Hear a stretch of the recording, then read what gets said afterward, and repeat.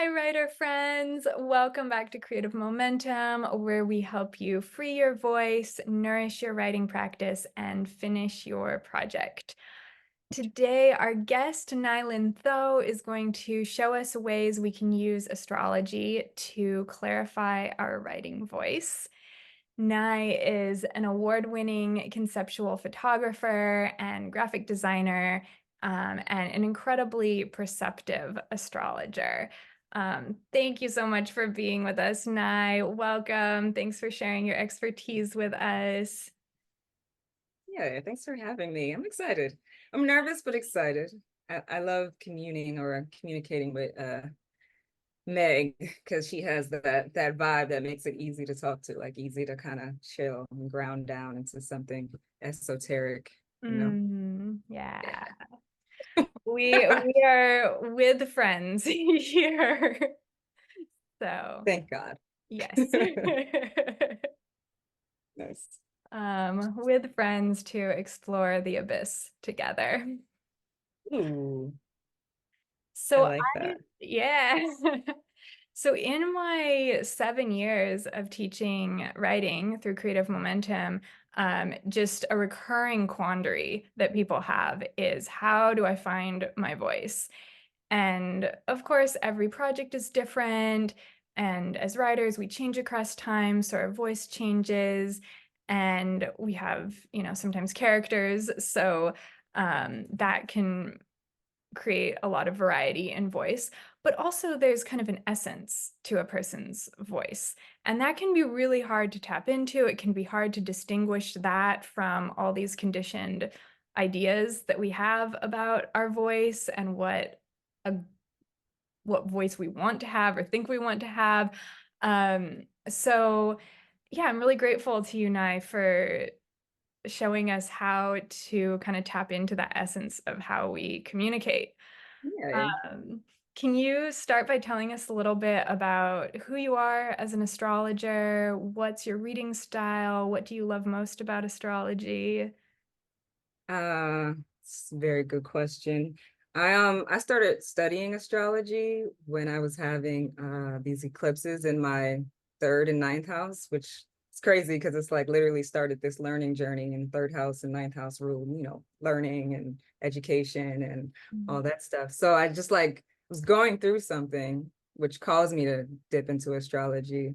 And so when I started, by the way, I started with a couple of astrologers. One was this woman named Astrology. She makes astrology very easy to learn. She like breaks it down into very simple terms and easily accessible information, like the way she breaks it down. It's also very entertaining. Also, there's a couple of other astrologers on YouTube I was following that were teaching me, like this woman named Heather, another woman named lunatic astrology. Anyways, up to like the masters, like this guy I deem a master. His name is Cosmo Physics, and he's like just everywhere. Like he knows his stuff in and out. Like he's just the master to me. Anyway, so I started learning and I started like playing with all these different styles and trying to like come up with my own because I'm absorbing the information and witnessing people around me. I got a lot of Scorpio energy. So a lot of what I'm learning from other people and what's going on in their lives. Like I'll literally call my siblings and be like, so what happened to you guys this last couple of days? So I'm like, picking up the information that's surrounding me, which feeds a lot of my, knowledge. So sometimes I'll think like, oh, this astrologer said this ruled this, but I see it reoccurring over here a lot. So to me, it would read as such, like I'm using the experiences and not necessarily always relying on what they say it is. Because some people think different things. And Mm. there's some things that I believe that they might be like, no, no, or argue with me, but I don't, there's been evidence for me, I Mm. will say. I love So how empirical you are as an astrologer. that's a nice way to put it. I would say stubborn. Um, You are a very, Taurus. I was gonna say very Taurian. But like I started like utilizing like a lot of people will say only use whole sign systems or equal signs. I like to use both Placidus and whole sign. So like I'll combine it. So if something falls in your third house in Placidus, but your fourth house in whole signs, I would like say third house plus fourth house. So maybe it's something your sibling and your mom, or sibling at home, or your sibling's house, or something like that. So that kind of just, I guess, sums up that question. I love that ingenuity, that your style has been so helpful to me. Would you mind telling folks who don't know what astrological house is? I have a map. Do you want me to share my screen? I made a Sure. map for you guys. Aw, Let's see. I can do that, right? Yeah, here we go. Can you see? yes. Yay. All right. So here's the astrological houses, right? So we'll start with one. So the house one, you see it's here marked with a one. So I have my marker. Hold on, sorry. Have a, it's funny because I'm using Illustrator to mark this up. So we're starting with house one, right? So we have house one. It deals with the self, the physique, outlook of life, personality. It's ruled by Aries. Aries is ruled by Mars, right? We have the second house. Did you want me to go through them like that? Um, let's keep it short for this one. Okay. Yeah, I Um, appreciate your generosity. But folks can pause this if they want and study that a okay, little sweet. bit. So that's just kind of Perfect. how the sky is visualized. So Yeah, so different each areas of house the is sky ruled mean. by, yeah, each house is ruled by one of the 12 signs, which is also ruled by a planet, which you can see outlined here. Awesome. What was your other question? Let's see, what was my other question? Um, so what can a writer know about their voice based on their sun sign, what they might know as their zodiac sign? And for folks who know their trine, is there one part of the trine that has more influence on their voice, sun, moon, or rising? Um, so the big three, yeah, sun, moon, and rising. So I would like to take a journey through that because I found through researching this through the past couple of days about Leo, because you can see here it says Leo self-expression, right? Mm. And I find that it came up a lot in people's charts when they had a powerful Leo or fifth house, that their creative expression was very much charged, right? I mean, there's obviously a lot of different planets and a lot of different houses and a lot of different signs that will rule your self-expression because, you know, you have Mercury literally rules communication, right? That's how Mm. you're communicating. I have a Mercury in Aries, so I might be talking a little fast for some people, or too, you know, abrupt or aggressive. If I started cursing, I'm trying not to. And then we have, like, you know, your fifth house, which, like I said, is self-expression, creative expression. But I found that, like, through studying, especially people like Stephen King, who's a prolific writer, has Scorpio ruling his fifth house, right? You can see Scorpio is 5 signs away from the ascendant. And here he has Jupiter. And I find that Jupiter is prevalent in a lot of prolific writers' charts. Jupiter in the fifth, that is. It's like, you know, it's a beneficial planet. It's a anyway. So we're gonna get to the fifth house, right? So he's literally known as the king of horror, right? Mhm. Scorpio rules horror, fifth house rules royalty. That's king of horror. It's literal, right?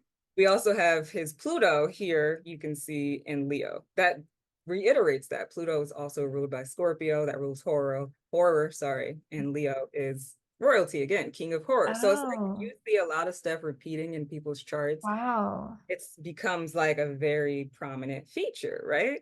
So Hmm. then I was like, okay, so we're talking about the fifth house. The fifth house is like the badass in terms of self-expression so far to me, right? In regards to like the language and how he's communicating, a lot of folks say that the way he breaks down people is very prominent. He has Mercury, right? We're talking about communication again. It's speaking of how he writes, how he articulates. It's very Libran. And Libra is one of the 3 social signs, right? Along with Gemini, very social, and Aquarius, very social. And the way he writes dialogue is prominent in his chart. Like people say that, you know, when they're dissecting Stephen King, they're talking about how very well he writes relationships and how Mm.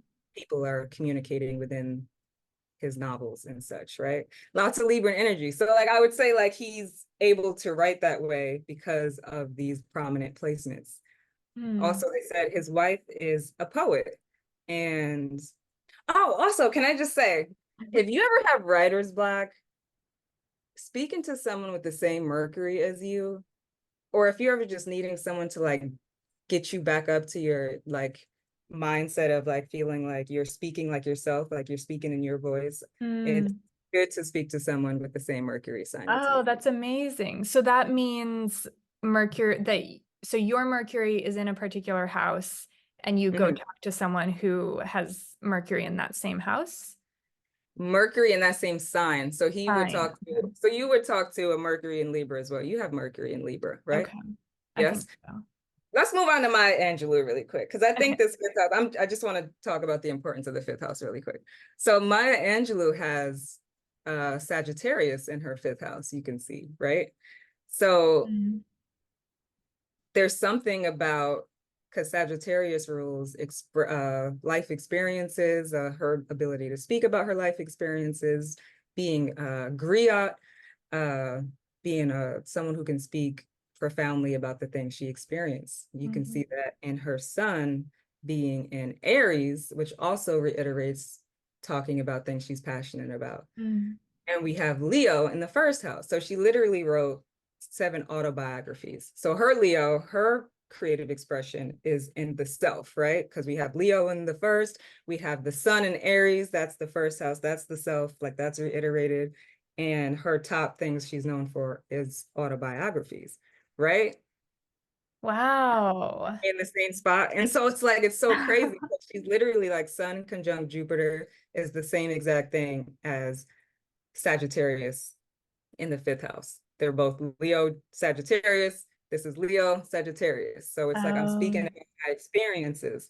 And for Maya Angelou, they, all of her autobiographies are about her issues with being raped, right? That's Pluto because it's squaring her sun.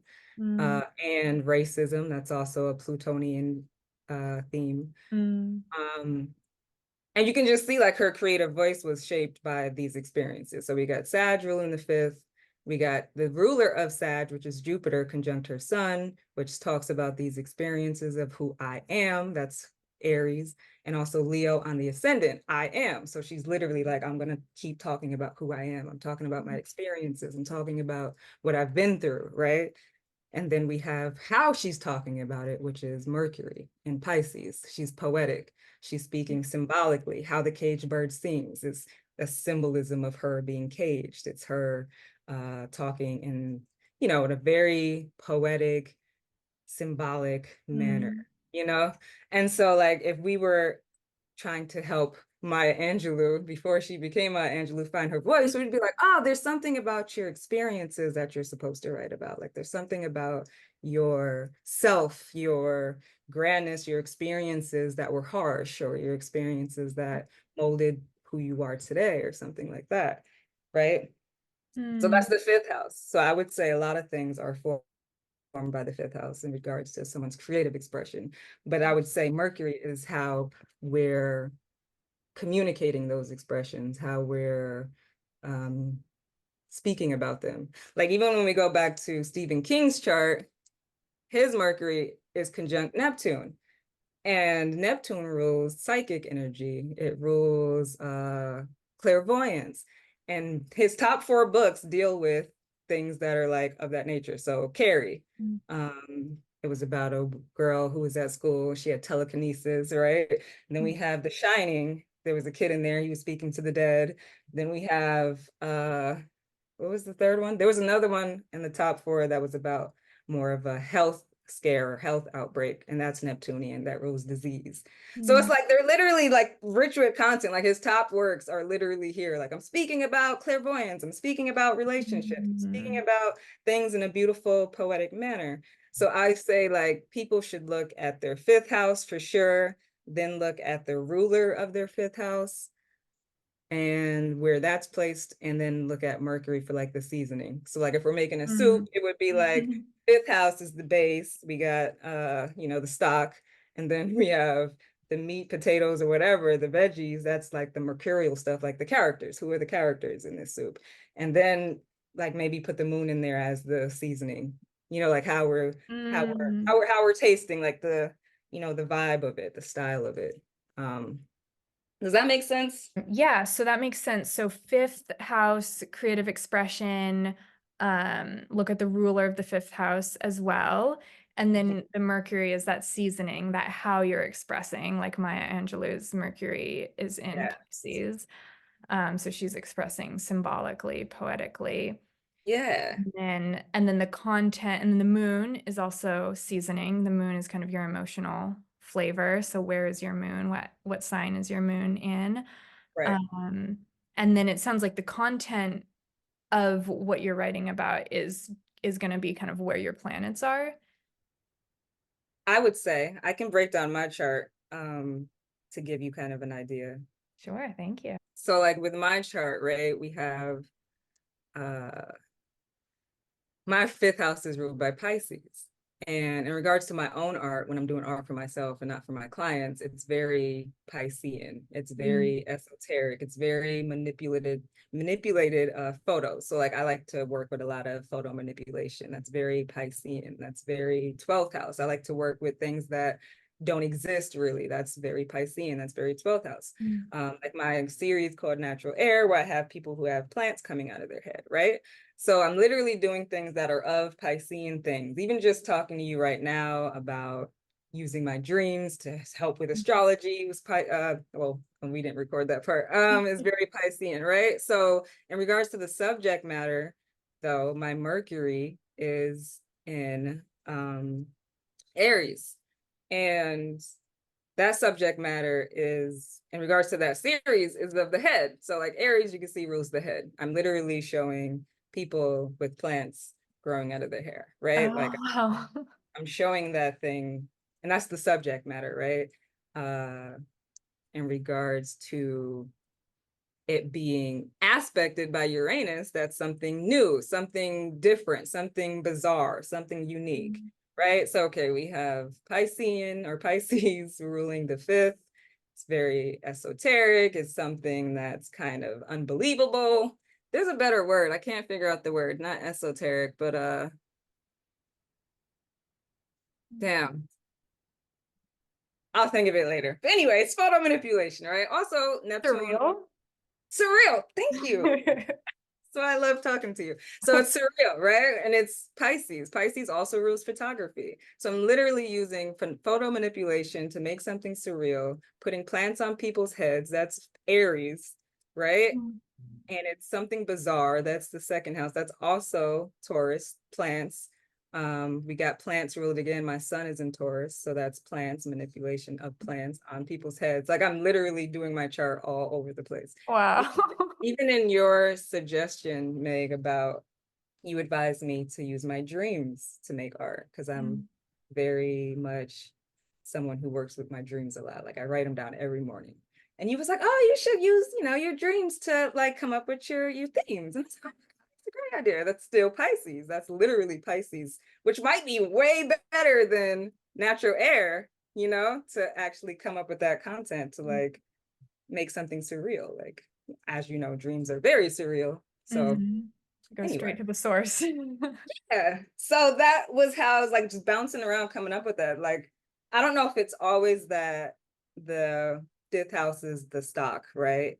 I feel like maybe sometimes if you have more dominance with your moon, maybe that could be the stock. Like it's more rich, little content, and then everything else is a character.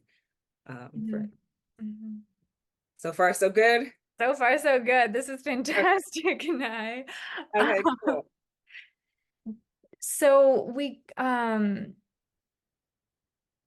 so that was a wonderful kind of list of ingredients for things that we can look for in our charts. Cool. Can you show us a few creative momentum members' charts and Yeah. what's going on in their voice? Okay, cool. Can we start with you? Sure. You're like, maybe. All right, so for your chart, right? Oh crap. All right, so for your chart, we have and your chart's always so interesting because you have, never mind.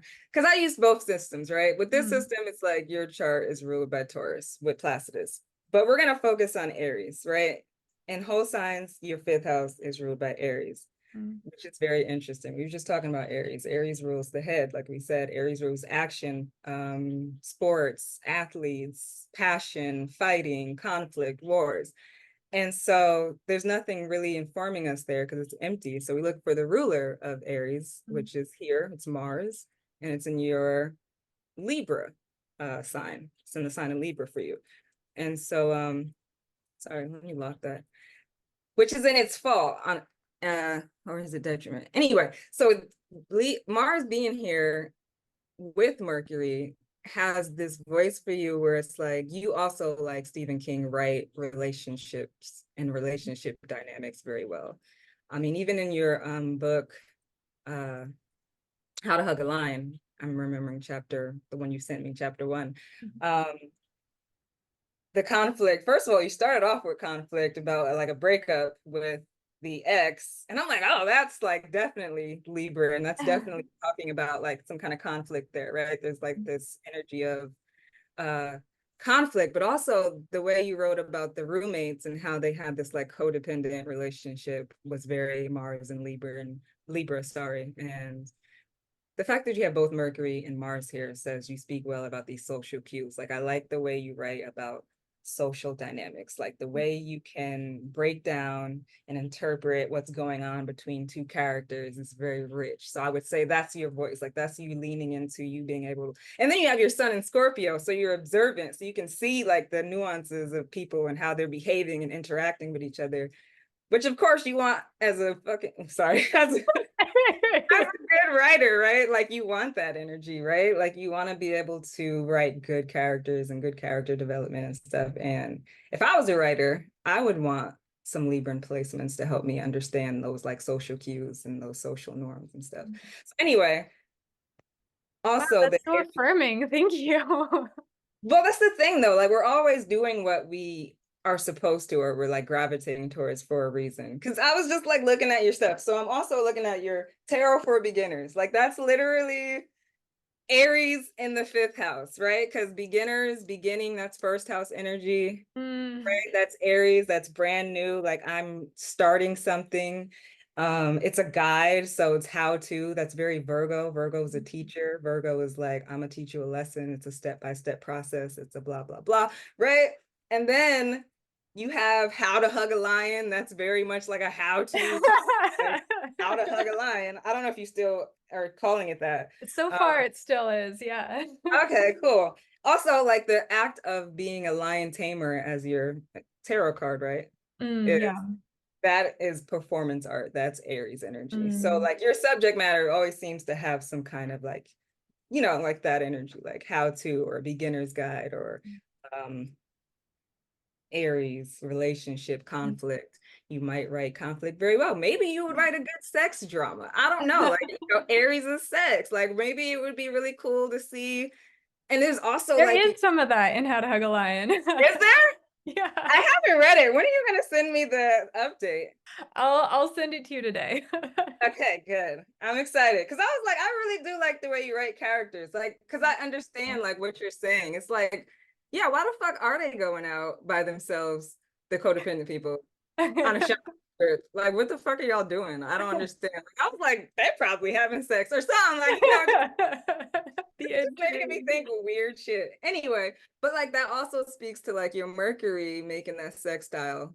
It's here. So you have Mercury and your Mars making a nice, beautiful aspect to your Venus, right? And so you're speaking about love, you're speaking about like romance or relationships or something Venusian very poetically or very well in a way that people can relate to, is what I'm saying. So I feel like that's your power, like that's your biggest voice, not your biggest voice, sorry, but something very powerful for you. Like that energy to me says, I understand people, in other words, right? Um, with Andy, this one was difficult too, because they also have different rulerships with the different charts. Some people would say, I don't know why you're using Placidus, but I am because I'm stubborn. Anyway, their fifth house is ruled by Aquarius. So something about that was making me feel like there was some not chaos, but like either like science fiction or like, like Aquarius rules technology, community, large communities, organizations. Mm. Sorry, told me to Well, stop and sharing. Aquarius is the water bearer too, right? Yes. They write about water. Do they write about Yeah, I water? didn't know this about their chart, but yeah, they write Ooh. about water. That's so crazy because I was like, what do they write about? Because I was thinking it was more like societal stuff or something based with like large crowds, but something being No, stuck. it is societal, definitely. Like how so? Like changing, like appealing to change global societal norms, in part to help the marine life. Okay. Is there some kind of stuckness there though? Like there's some kind of control from the outside or something they're stuck or Yeah, there's like a governmental thing yeah, happening yes, yeah, preventing them? yeah. Oh, okay. So that makes sense. I like the water bearer though. I would never have said that, especially because it's an air sign. Mm. Interesting. Okay, so what else was drawing me to Aquarius? That ruler of Aquarius, right, is Uranus here. And it's also in the 11th house, which also rules Aquarius. So they kept Oh, so that saying, is that another one of those doubling that you were talking yeah. I'm about? like, oh my Okay. God, they're repeating each other. It's repeating itself. So it's like there's something rich here about something being unique or bizarre or community oriented or like a school of fish or like you're saying. Anyway. But then okay, so we look at the Mercury for the seasoning, and the Mercury is in Libra. You guys have these rich Libras, like understanding things, understanding people and social dynamics. But it's kind of in the 12th house, so there's something esoteric about that as well, or something surreal. Oh, Neptune, duh. So it's in the 12th house of Neptune. Okay. So yeah, we have the Sun and Mercury in the 12th, but it's also in the first. So there's something about bringing that surrealism to the surface, like bringing Mm. the bottom to the top, or like bringing it to the open, or Mm. something about this revelation, or helping these things fight this other thing that's keeping Mm. them stuck or something. And that Uranus is in good aspect to the moon. So they're able to like emotionally, like they speak on it very well. I think Mm. Angela, sorry. Yeah, anyway, they speak on it emotionally. I'm going all over the place. My Angela, I think she does have it. Let me see. Oh no, hers is in opposition. Her Mercury spoke well. Like her Mercury speaks well to that hardship, right? So she's able to Mm. eloquently speak about the hardship, right? And even though her experiences rocked her and made her, hardened by the things, she was able to understand it and speak about it eloquently. Mm. And so I was saying with Andy, they have this ability to speak eloquently or find some emotional way to like speak about these things, the Mm. marine stuff. So what else, like what is it a book about though? Like what is it? Well, I want to protect their Oh, privacy. okay, I'm sorry. Because it was running me wild. I was like, interesting. What is this person? Anyway. But yeah, I think they are appealing to a perspective that needs to be brought to the surface, Okay. like you were saying, with kind of using the surreal. Is surreal also spiritual, or are those Yeah, different? Okay. absolutely. Yeah. Pisces energy.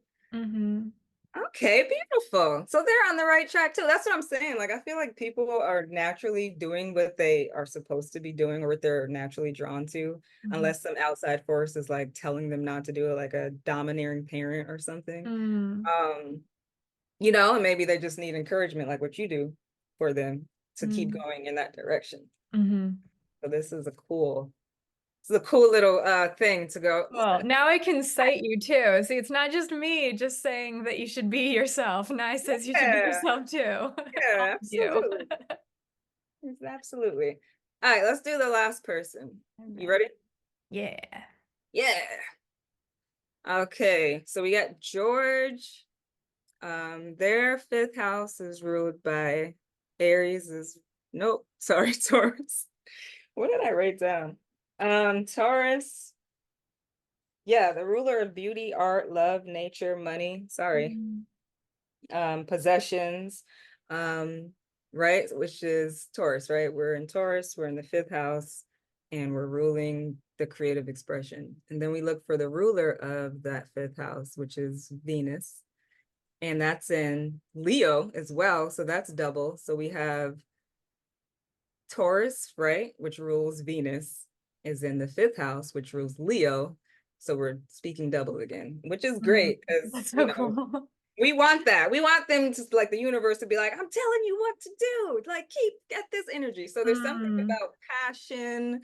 There's something about possession, maybe esoteric, not esoteric, occult things, because it's also in the eighth house. There's something about um beauty, art, nature, plants, food. mm, Um, what else is Taurian?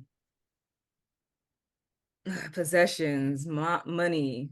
Um, they could be writing a book on how to get money, how to, sorry, I'm still on your how to, your how to. Oh, there's also like this longing. That's what I was thinking. Like there's something about being separate from where you were born.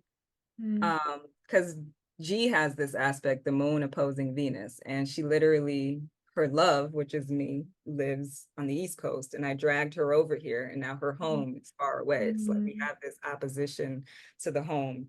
We have this mm, longing for the home, or just like the mother is far away, or the home mhm, is far away. Like there's this, um, like that. I don't know. That would be like an enriching aspect to talk about your difficulties with some kind of inability to satisfy that Venusian energy or something. Yeah, Or and then that speaks to readers who also have that longing. yeah, exactly. Like being able to tap into that and enriching people with that because we have Venus. Like there's something about love or Venus or possessions or love or whatever that keeps coming up in regards to maybe one's home or maybe one's Mhm. identity or self-worth. Uh Where's the Mercury? And the Mercury is in a great place of Gemini. Writers would kill to have Mercury in Gemini. And it's Mm, beautifully aspected. It's making that sextile to Venus. It's making that trine to the moon, speaking very eloquently, very much tapped into their emotions, being able to express those emotions. Like that's some bomb ass shit. I would love I would love to have my no, I would love to have my Mercury and Venus if I was a writer. I mean Mercury and Gemini, sorry. Yeah, this person's similes are amazing. Yeah, that makes sense. I'm Yeah. like, go on. Well, and yeah, and what you said about kind of that longing for home, for love, is there hope there in the longing side of things? I mean, what do you mean? What kind of hope? Like, I don't know, just kind of I feel like if I got that reading, I would be like, "Oh, does that mean I'm just like Oh destined to no. be in a state of longing forever?" Oh, I'm sorry. No, I hate when like people think like I'm just like you're doomed.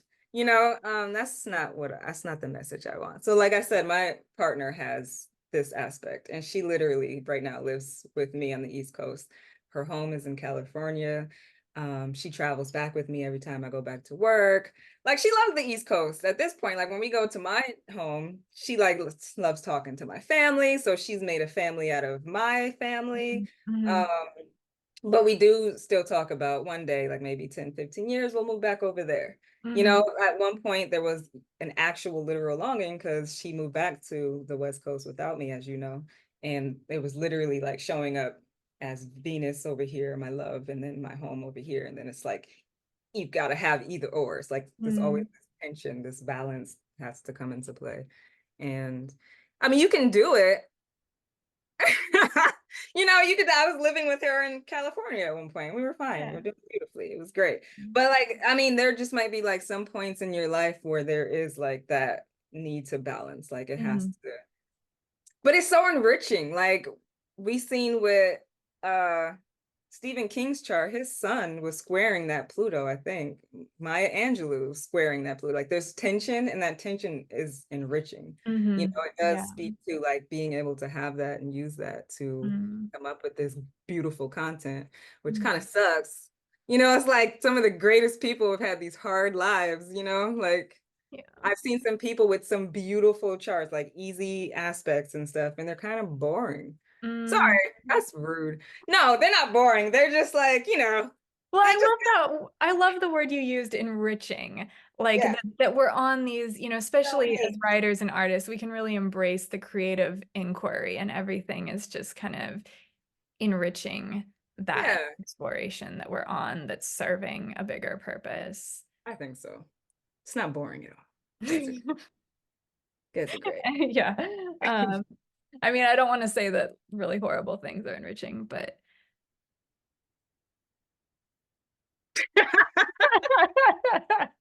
We're like trying not to spill our Scorpio all over the screen. Transformation yeah, is this is amazing. two I love Scorpions get together and I I love transformation, Black Swan for the win. I love to see like something go from this one crazy, like something you would never expect. Breaking Bad, Mhm. it's my favorite show. It's just started off as this nerdy school teacher and then he became a top criminal. It was like, oh my God. And just to see that character do all that was so crazy. But, it took those intensities to kind of bring him there. Yeah, those inciting incidents as Yeah, we have in writing, exactly. catalyzing events. Well, Nye, thank you so much for sharing your knowledge with us and being so generous in reading all of these charts. I will put up a little review slide here that shows what we can look for Okay. um, as writers, honing our voice.